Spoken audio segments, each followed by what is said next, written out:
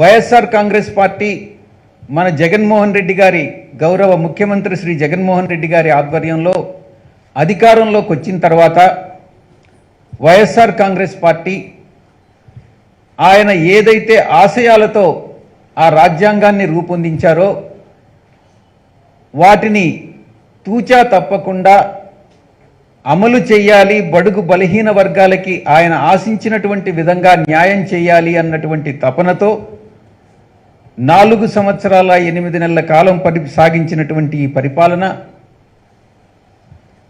మన జగన్మోహన్ రెడ్డి గారు బాబాసాహెబ్ అంబేద్కర్ గారి విగ్రహాన్ని దేశంలోనే మరెక్కడా లేని విధంగా రూపొందించాలి, భావి తరాలకి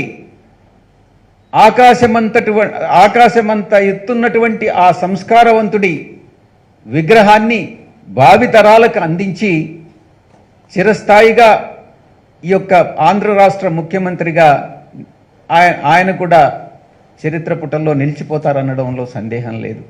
ఇంచుమించుగా 400 కోట్లు పైచిలుకు వెచ్చించి ఆ దేశంలోనే అతిపెద్ద విగ్రహాన్ని న్యాయశిల్పం సమతా న్యాయ శిల్పాన్ని ఈరోజు 19వ తారీఖు ప్రతిష్ఠ చేసుకోవడం అన్నటువంటిది నిజంగా ప్రతి ఒక్క తెలుగువాడికి ప్రతి ఒక్క ఆంధ్రుడికి గర్వకారణం అని చెప్పుకుంటూ ఈ యొక్క కార్యక్రమానికి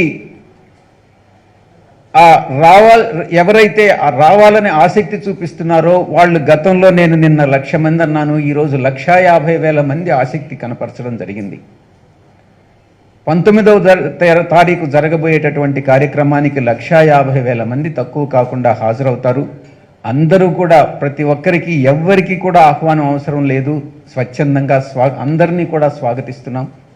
ఆయన అంబేద్కర్ గారు ప్రజల మనిషి కాబట్టి ఎవరికి స్పెసిఫిక్గా ఆహ్వానం అవసరం లేదన్నటువంటి విషయాన్ని రండి సురేష్